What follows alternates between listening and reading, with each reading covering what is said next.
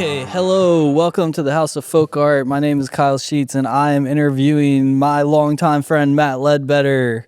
Matt, today, I just went to the Smithsonian Art Museum in D.C. I sent you some pictures. Yeah, and you didn't take me with you. No, well, I wanted to show you the video I got to show you what folk art they got there, and I do want to go back. I think we should go back as like a crew. We should take the van. Yeah, let's take the van. Yes. Oh, maybe there's probably like a folk art person we can talk to there. I'm not driving. I'll drive. Yeah. I'll drive. Bro, if you drive, I'm drinking beer the entire time. How far is it? It's 4 hours. Oh, yeah, it's all good. No, I'll be good. Not far at all. Yeah.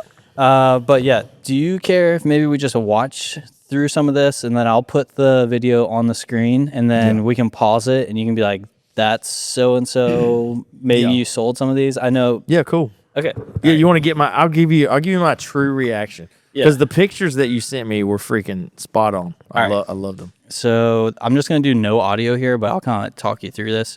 So that's the third level. This is, right here.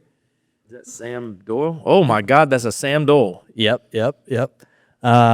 So this right here is the third level of the Smithsonian. And on this level, they have like a bunch of, I would say, bookcases. It feels like a library, and they have a bunch of different types of art. But on the first level, they actually had a folk art exhibit. Right. And that's going to be where we start. So right here, I believe we start with Sam Doyle. He's right when you go in. I love it. That's the pinnacle. Was one of the pinnacles.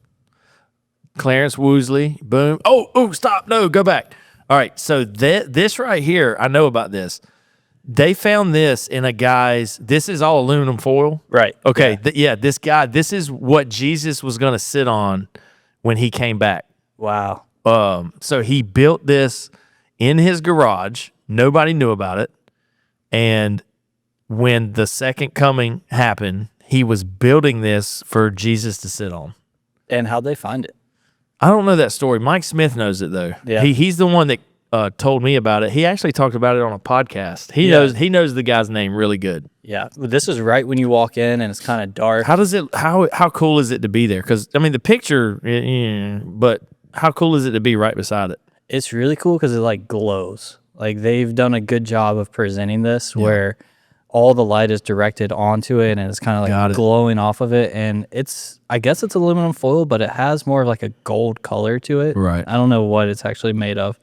But it's really big piece, and it's right when you walk in. So I think a lot of people kind of stop and look at that. Yeah, it looks like 30 foot. It's huge. I mean, there is a person standing in front of it, so you can Oh my God, are you kidding me? So the seat comes up to your head. The seat is as high as your head. Exactly, yeah. Holy cow, I didn't see that. It's on a little bit of a platform, but That's not 30 foot. That's like 90 foot. It's big. Like wide? Yeah, probably. Wow. All right, that was a big garage. Then Mini Evans, Mini right Evans. next to it, one of those. Bro, I'm 3 for 3. Mini Evans. Well, I put those at the front because I thought you'd like that one. Yeah. I mean, that We've one sold some Mini Evans. from North Carolina in the Smithsonian. Yeah, Wilmington. That's Eddie Mama. Yeah, I thought those looked really cool. I'm 4 for 4.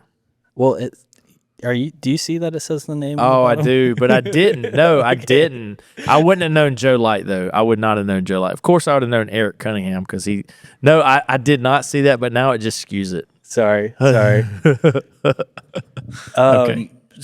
Earl? Don't stop. I'm not looking. I don't recognize that one. Who's that? That's Earl Cunningham. No. See, I wouldn't have known that one. No, who is that? Is he related? That's what I was going to ask you. I'd have to ask Eric. We should look into that. I don't think they are. Maybe they are there. Hell, I don't know. This one I thought was interesting because it was in the folk art section, but it's definitely, southwestern. It's completely different from the type of folk art I feel like we normally look at. Who knows? He might have saw a postcard. Or, I mean, hell, he might be from Arizona, but just showing like it's all across the country. It's not just in the Southeast. Oh, right? For sure. Oh, my goodness. No. Yeah, folk art is totally coast to coast, California to where we're at, North Carolina. I haven't started drinking yet. Oop, S.R. Jones. That's the one I went to go see. I just wanted to see it in person. So that is what you sent me a picture of. Those are awesome. Right? I mean, that's intense. And on the main floor, I mean, this is kind of premier space in the Smithsonian. And look at those people in there. Right. Like, people are interested. This is great. This was one that I saw people being like, what is this? You know? But here's the deal about museums, man. We talked about this last time. This is how you become a collector. You walk in and you see S.L. Jones behind glass. You can't touch it. The Smithsonian is not going to let you touch it. And it might take a few years, right? It might be like 5 years. But then you figure out, oh, my God, they sell these at auction. I can go touch it, because when something's for sale at auction, I mean, obviously you have to inspect it. Not only can you touch it, you can buy it. Now you can have the same object that this museum has behind glass. You can have it in your house. So, I mean, it's awesome, dude. I'm glad it's there. I think it's so cool. And to see the band specifically, because I don't know if that guy is supposed to be S.L. Jones, but he was a fiddle player, right? Yep. So Yep. I think this is supposed to be his band, and perhaps that is, I guess, a self-portrait, Maybe. a self-sculpture. It's really cool. So they had the band downstairs, and then upstairs they had some more S.L. Jones stuff, which will become right here. Yeah, that's nice. That's nice. They kind of had like a nice little shelf. But let me say this. That's not S.L. Jones. I know who that is. That's someone different in front. Yeah. S.L. Jones is just the two in the back. But that is Steve Ashby. Yep, you're right. Yeah. So I recovered there for not knowing Joe Light. Who is that? Hold on. That's still. Is that S.L. Jones? Yeah, this is one of his. That must be like an early one. It's very smooth. It looked like. Yeah, that's Edgar Tolson. Yeah, we've clapped out a few of those. Okay, but what's that piece called? Because I hadn't seen that one. Oh, let me see. Oh, that's Mary. That's them. I don't know. That one's called Paradise. You know. Cool. Yeah, I wouldn't have known that. I had to look it up. I mean, I didn't know that. I mean, I reckon that's Expulsion. There's Expulsion there. Yeah. And then. Oh, Denzel Goodpasture. I can already tell. But these canes are in the very back. Like, yeah, we're not in the main exhibit anymore. These canes are hidden way back. Honestly, the last row in this. Wow. You sold some of those, haven't you? That's Mr. Imagination. Yeah, and that's a big one. I remember you had some. Go back. Let me see all those canes that were right there. I got some more canes coming. All right, yeah. So the one in the middle right there, the totem. Yeah. The totem. The name is escaping me, but I know exactly who that is, and that's really cool. I wish I had a cane by him. I have it pulled up. I'll check it in a second. It seems like there's like a bunch of Jim Lewis. Yeah. Stick Daddy Bob, Stick Bob Daddy. The totem was cool because it also had like a umbrella type cane. You see that? It also really? has a totem on it. Oh, okay. Yeah, I know that guy's name. I can't place it. I'll pull it up in a second. I'll show it to you. That was a pretty cool cane. Somebody probably donated Lanier Managers, yeah. Somebody probably donated their collection. That's what I was thinking. You know, there are just so many artists out there. Howard Finster had a few pieces. Yeah. A few of his 47,000. Right. What was that? Gustav Klump. Yeah. That's it. I mean, not a ton, Nice. but I thought it was really cool just to see like folk art in a museum. Well, you know what's funny is I've called I've been in touch with Elon University because they're literally like 4 miles down the road. And when we had a Basquiat, or when we thought we had a Basquiat, however it was, the guy called me, the chair of the department, and he was like, I heard you have a Basquiat. I'd love to come see it. I've never seen one in person. And so when he got here, he looked at it and whatever. He wasn't looking at it to say, is it real or not? He was just wanted to genuinely wanted to see it in person and touch it. And so I said, dude, you should bring your class back here, because sometimes it is like a museum. Now, at that auction, it wasn't, because it was just a bunch of paintings. A lot of them were just nothing. But like right now, all of the self-taught art, it is sometimes better than a museum. And those kids, those students, could come up here and walk through and touch the items, turn them on the back, see different things. But I don't think they're just not really much interest in that. I don't know. It's never happened. It's been like 2 years. Probably worried they'll break something, but I mean, no way, dude. I mean, they're not gonna break nothing. I mean, folk art can't get broken, man. Just kidding. The eyeball joke. Yeah. All right, let's talk about bid calling. All right, so we're gonna give the people what they want. What was that? We're gonna give the people what they want. You want some who to bid about it, and we're gonna give it to you. Are you down, Sully? Are you down? oh wait, is this when I learn how to bid call? Yeah, we're gonna teach you how to bid call. Now, Oh no. Okay. Now, what y'all got to understand is I've been doing this since I was 27. So learntochant.com, but the newest one is thebidcall.com. Thebidcall.com. Are you ready for this? Okay, I'm ready. I'm just going to go to level 1000 right here. Whoa, go on. Sully man. got a whole 1, 2, 3. No. All right, so this is what Kyle's going to end up saying. Who? The 35, the 45, the 50, 55, 55. There's no way I get to that point. There's no way. Bro, you're going to get there in the next 2 minutes. Watch this. Okay. I'm ready. Huda bidda, Huda bidda. bowda. Are you saying bowda or bada? Bowda. Huda bidda bowda. Huda bidda 35. Huda bidda bada 35. 45, now gotta bid 50. 45, now gotta bid 50. Gotta bid 50. Gotta bid 50. Huda bidda 35, 45, now gotta bid 50. Huda bidda bada 35, 45, now 50. Now I gotta bid 50. Now gotta bid. No. Now I gotta bid 50. Now gotta bid 50. Huda bidda 35, 45, 50, 55, 50, 55, 50, 55, 55. Huda bidda bada. Come on, bro. I'm trying. Okay, all right. Let's switch to let's. You're trying. I'm gonna switch to a different one, and I'm pretty sure you'll be able to do this one. You ready? Okay, yeah. 100, 1/4 and a half. Ooh, the bit of better. Could you tell what I said? No. You had no idea what I said? I thought you were about to sing a country song. Okay, so I said 100, 1/4 half. 100, I hear it now. 1/4 and a half. 100, 1/4 and a half. You got to open your throat, bro. I'm sorry. This is my first day. Everybody makes fun because they say that we talk through our nose, but bro, it's all deep right here. Maybe that's my problem. All right, one more go. 100, 1/4 and a half.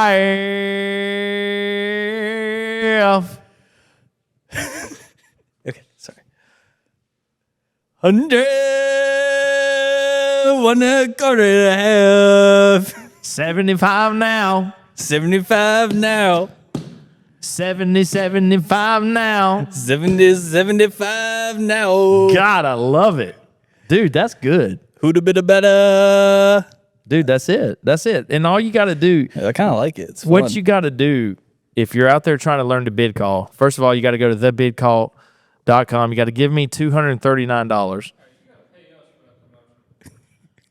I'm your first sponsor. Yeah, he's sponsoring us, dude. Calm down. I am our first sponsor. Sorry, dude. He's from Hollywood. Are you from Hollywood, Sully? Yeah, he's from Hollywood. He's from Hollywood with a hook 'em horns hat. Yeah, he's been a couple places. He's been around, boys. So, Oh, can I ask you a question? yes. So this will probably come out around Christmas or after Christmas. Mm-hmm. What do you think about decorating for Christmas with only folk art? Do you do that? Like, do you have special folk art that you bring out for Christmas time?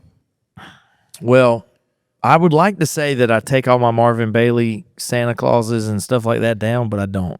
You got to bring at least one down. I thought about that. I've been thinking about that for a long time, but I have not. Please do it this year. Do it. Yeah, you got to. You got to let it breathe. I You tell told me that. I tell you what Jenny loves. I have these. So me and my dad picked this house close to here, like an hour from here, maybe Thomasville or somewhere. And there was this artist. I don't know if you call these folk art. You probably do, but he made these really cool folk art Santa Clauses, and he made hundreds of them. And she was a quote unquote like dealer for him. So he would make 50. She would take them to like a Christmas show. And we bought a bunch, and I ended up with like 3 or 4 of them. And Jenny loves them. And they're not that old. They're probably made in like 1980-ish, 1970, 1980. But they are really folky. They're really cool. So every year we put those out. And then, I don't know, man. I mean, I did switch out. Okay, so you know why this painting is here? You're trying to sell it? No, I took it out of my house. Oh, you had this hanging in your house? As soon as you walked in, it was hanging over a table. But I put a painting of the Last Supper up, and it goes good because I got 2 Stacy Lambert. Those things are cool. Yeah, the Stacy Lambert jugs. They have the Last Supper on them too, don't they? Yes. Yeah. Yes, I thought it was cool, and plus we eat supper right in front of it, so it's like it like fits. Who did the Last Supper? Lorenzo Scott. Cool. What I did for Christmas, and I'm asking because I thought of you when I did this. I took all the little baskets I had and I hung them on the tree, like the ornaments. That's cool. And then I didn't like my tree topper, so I had this like birdhouse made out of a gourd, and I just hung that on top of the tree. That's folky as hell, dude. Yeah. That's overboard folky. Okay, well, I'm thinking about getting like little mini jugs. Yeah. And wrapping a hook around them and then hanging little jugs on my tree too. Here's the problem with that though, man. I did that with G.I. Joes when I was a kid. Yeah. Like I decorated the Christmas tree with all of my G.I. Joes. I like that. And when my mom undecorated the tree, she took the tree outside, or my dad or whoever got the tree outside. I was too young. I was like 6 or 7. They put the tree out in the burning pile, right? Because we lived on a 10-acre farm. So I'm going through my G.I. Joes, and I'm like, I'm missing 2 G.I. Joes. Where are my G.I. Joes, right? And a couple of days later, I'm going to feed the dogs, and I see the Christmas tree. I'm like, oh, yeah, I bet they're still in the Christmas tree. And sure enough, they were in the Christmas tree. But had my dad lit the burning pile, man, those G.I. Joes would be like... in a second. Dude, one time, dude, okay, ready? Cut, reopen, 2, 1. Dude, one time I lost a G.I. Joe to a killer. What? Dude. So I was in 1st grade. I'll never forget this. Oh, no. I'll never forget this. I was in 1st grade. What year is this? This was like I was born in 82. So what are you in 1st grade? You're like 7. So 86 so like or something. in the 86, 87, when you could buy G.I. Joes, the 3/4 inch. I'm a collector of weird things. So G.I. Joes, I love them. So I think his name was Septor. He had the Cobra head. Yeah. He was Cobra. He had the Cobra head. I brought him on the playground. Brian Dixon took it from me. Full name. His name was Brian Dixon. He took it from me, and he faked like he was throwing it over the fence, and he stuck it in his pocket. Now, he was in 5th grade. I was in 1st grade, okay? So what could I do? Nothing. I told the teacher. I was like, I actually thought he threw it over the fence. Well, it turns out, anyway, he stole it. And you know what he did when he was like 18 or 19? This dude littered in his car, littered out of his car while he was driving. He got pulled over, got a ticket for a littering ticket, right? Him and the guy got in an argument. They ended up at a rock quarry. He stabbed him in the back with a knife so hard that the knife broke, kicked him into the rock quarry. This other guy got him on a train to go to Mexico, and then he got caught. So, yeah, a killer took a G.I. Joe from me once. Matt Ledbetter lost a G.I. Joe to a killer. And that same guy spit in my mouth when I was a kid. Like, because y'all were kissing? No, because he was a dick, and on the playground, he was holding me down, and he freaking spit in my mouth. But that is the day I became a man. Do you know why? So 1st grade. So, dude, he was on top of me, holding me down. Big-ass 5th grader. I took my legs like this and brought him around his shoulder, and I slammed him down, and then I got on top. And you know what he did? He goes, wow, man, how did you do that? Show me how you did that. And we weren't friends, but we were like not mortal enemies ever since then. Nice. Yeah, and then I lost track of him, and then he killed a guy, so him. You haven't sent him like a letter? No, dude, I don't even know where he is. He's probably out now for all I know. Hell, I don't know. Well, you got your grandma to paint, before Thanksgiving. Oh, dude. To do the mail. You should mail that guy Brian a letter and be like, make some prison art. You never gave me back my G.I. I know, Joe. right? You stole my fucking G.I. Joe. Why don't you make some prison art? So my Nana, my Nana's like, okay, this is funny because she's in the video. And dude, I am not all about, oh, she's old and she's got dementia, let's feel bad for her. Like, I wheelchaired her. So I had to lift her out of the car, put her in the wheelchair, got her inside. I wheeled her right up to Jenny. She knows who I am. I wheeled her right up to Jenny and I go, Nana, you know who this is? She goes, of course I do, honey. I go, really? What's her name? She goes, I don't know. So, dude, I'm like, Nana, that's Jenny. Like, I'm all about, like, just being upfront with her. Like, yes, you're losing your mind, but you freaking know who this is. This is. Yeah, you got some of it in there still. All right. So, because, like, my cousin came over, and, like, 5 minutes later, he walks up to me. He's like, man, I don't think Nana knows who I am. And I go, bro, you got to tell her. He's like, yeah, you're probably right. I sure probably should. Just a reminder, come on. But he didn't. He felt like he was treading on like eggshells. I don't tread on eggshells with her. So the next thing I did, I said, Nana, we're about to eat. Are you ready to draw? And she was like, yes. So I have a fake like thing that I tell my family. I'm like, Nana draws 3 pictures before she gets to eat Thanksgiving and Christmas dinner. So I literally will, but it's all fun. Like, of course we would let her eat. Dude, she drinks so much water. It was like, I thought you were going to say something else. bro, it was so much water. It was like glass after glass. She must have had a diaper on because we didn't take her to the bathroom one fucking time. And there's no way she drank all that water. Like, I'm just saying. So anyway, I wheeled her to the table. I had markers and a big piece of paper. And she's sitting there. And this is where I sent you the video. And I said, Nana, how old are you? She's like, I'm 80. And I was like, no. I had already asked her what year she was born. And she said 1939 because I wanted her to pull the William Hawkins and do her birth date, like 1939, Nana, like really big on the bottom, you know? Yeah. But she keeps doing it really small. It ends up being like that big. Yeah. But I was like, Nana, just draw something that you remember. She's like, I'm going to draw a swing. Or she was like, I'm going to draw me swinging. And so she did something, and that was it. And she put the marker down. I was like, what is that? She's like, that's the swing. I was like, really? I was like, okay, well, I don't know. Draw yourself standing on the swing or something. So then she drew like a little stick figure. And she was like, okay, what else? And I really, at that moment, I felt, does this ever happen to any other folk artists? Like, were people sitting beside Mose Tolliver saying, okay, now draw her hanging out right over the handlebar of a bike? Like, what the Do you think that's how he got on I this don't side? fucking know, dude, but I'm sitting there telling my Nana to draw, okay, now draw a house beside the swing. Draw somebody standing on a swing. All right, now I got a good idea for you. Okay, now draw a spin bike and a naked chick on top of it. Like, I mean, so anyway. Wait, hold up. So didn't like some first lady go visit him?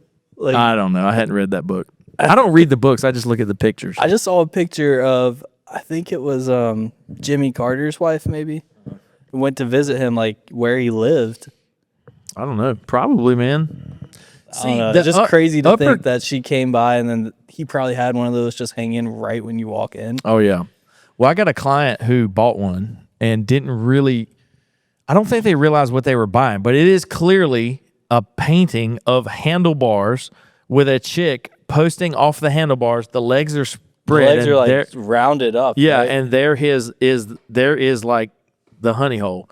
And man, they got it, right? And they call me like 3 weeks later and they're like, Matt, I can't hang this anywhere. Like, you're gonna have to resell it for me. It's still here. We hadn't resold it. Sully? Yeah, we got some art for you to Dude, buy. I think she paid like $1,200 for it though. So, dude, I know I'm scared to resell it. I think they're at the point now that they don't even care what it brings. They just. Well, I did see one that you sold in a gallery down by the beach. Oh yeah, you told me that. That's cool. And it was listed for, I think, double that. Yeah, listen, an auction is not the last price. Sometimes an auction is not the last price for art. I mean, people make money out of this auction, man. I make money out of auctions. I routinely buy from auctions on live auctioneers alongside the best, and I make good money. I mean, you gotta weasel in. You can't go after the big Everybody's going to go after the Edgefield face jug that's at Bronx right now. It's sitting at $13,000, right? Forget about it. You're not getting that for $13,000. I mean, it's going to bring 20, 25, 30, negative 30,000, 40,000, negative 50,000, 50. Your turn. 55. Do I got a 55, 65? Now, at anywhere, did you ever hear me say, do I gotta? I said 35, negative 45, negative 50,000, 50,000, negative 55, 55, 55,000. Ooh, a bit about a 60,000. Now I got a bit. Why are you trying to act Irish, bro? You're like trying to act Chinese/Irish. No. We were not trying to do that. God, just let it flow. All right. Okay, wait. Can I ask you a question that I thought of while you were embarrassing me? Yes. So as an auctioneer, you buy from other auctions. Yeah. Are you buying from local auctions? Are you buying from auctions where people ship I'm you stuff? I'm so busy with this auction. Not even dude. The auction is great. Like, we're super busy with the auction, but I'm also super busy with the gym. I'm super busy setting this gym up. Yeah. I mean, dude, do you remember what this space looked like? It was Last time y'all were here? full of Christmas stuff. Oh my God, actually. dude. And when we're talking about Christmas stuff, we're talking about 30-foot trees. Commercial Christmas. So all that got cleaned out. I mean, Jenny was in here painting the freaking doors yesterday. She painted the bathroom. I said, honey, I'm going to hang so much art. I will tell you this, though. I went back and I picked out a bunch of good art to hang in the bathroom. And then I walked by a stack of Chinese folk art paintings that got left behind or didn't. They sold for like $1, so the auction house ended up with them or something. But and I was like, nah, I'm not sticking my good art in there, bro. This is where the Chinese folk art's gonna go. So like, there's probably gonna be, the wall's gonna be full of Chinese folk art. But I told Jenny, don't paint the wall. I'm gonna put so many paintings in there. You're not even gonna know there's a wall there. So anyway, the wrestlers are gonna get a taste of folk art. That's good. I mean, they've been looking at this Jackson Pollock. Actually, a guy did walk in here, and he said, how much is that? I told him $4,000. He went and asked his wife, and he said, she said, get it. But I didn't think he was serious. Then he came back the next day because his son is training some kids out there. He's renting the space. He came back the next day and was like, man, I can't believe she wants that painting for $4,000. So I got soft, and I was like, dude, if you really want it, $1,800. But they didn't. So I was going to say nobody even asked me about the fake Jackson Pollock, but they did. A guy actually did. How much would you sell this broken eyeball jug for? I can't sell that because I will forever remember the day that my dad dropped the eyeball jug. So, yeah. I mean, that could even be a painting. Like, you could have a Bill Traylor-esque subject here with the piece of pottery tipping over. You know, like, oh man, that just popped in my head. Yeah, you should just draw your dad as. Yeah, like a big fat. Yeah. I didn't say it. I said it. Dude, my dad has been fat his entire fucking life, bro. I used to cry when he ate pizza. Like, I'm over fat. Like, I have no problem calling somebody fat. I lived with it. Like, I'm sorry, bro. I mean, he weighed 390 pounds when I was like 9. Wow. I mean, and now he got down to 350. Hey, dude, he's 270 right now. He was 270 right there when he was sitting there. But that's because he's 74 and he's basically dying. I mean, that's the fact. And that's why you should be buying his paintings, because when he dies, I'm not selling none of his paintings. He's selling his paintings now because, you know, he likes the money. Like, that's his money. I mean, he gives the auction house their take. But, I mean, that's real. I mean, he's the artist, and this is it's not how he makes his living, but I'm going to be honest with you. It's how he makes his living. Like, he doesn't get out and peddle art. Yeah. One of the cooler things he did, he's reaching out to me now and tell me what to paint. Tell me what to paint. So I told him, I said, paint. I took a picture of a Benny Carter birdhouse, said, paint this birdhouse. Mm-hmm. So two of the Benny Carter birdhouses are going to sell Sunday that he painted on a canvas. That'd be cool because he knew Benny Carter, too. Yeah, he knew. I mean, there is a connection there. Yeah, there's definitely a connection. And one of the things, dude, I feel way more comfortable talking to you than I do all these other people. Well, you'll get better at it. Did we drink before we did this? I don't think we did. No, they just don't know you as well. Yeah, you know. Okay, can we get real? I had you in my phone as Sully. Probably still do. No, you're Kyle. You're actually Kyle Sheetz now. Nice. But I'm gonna be truthful. I think that was AI that did that. Oh yeah. It popped up and said maybe Kyle Sheetz, and then it was like changed to Kyle Sheetz. I was like, yeah, fuck it. My dad's in my phone is AZV. So he's just the first one on your. Yeah, I have no clue why. Is that why? AZV? I don't know, A maybe, but I don't know. I don't know why he's in there as that. And then my wife's in there with, it's like a 3, a negative sign, because it makes like a sideways heart. oh yeah. That's weird.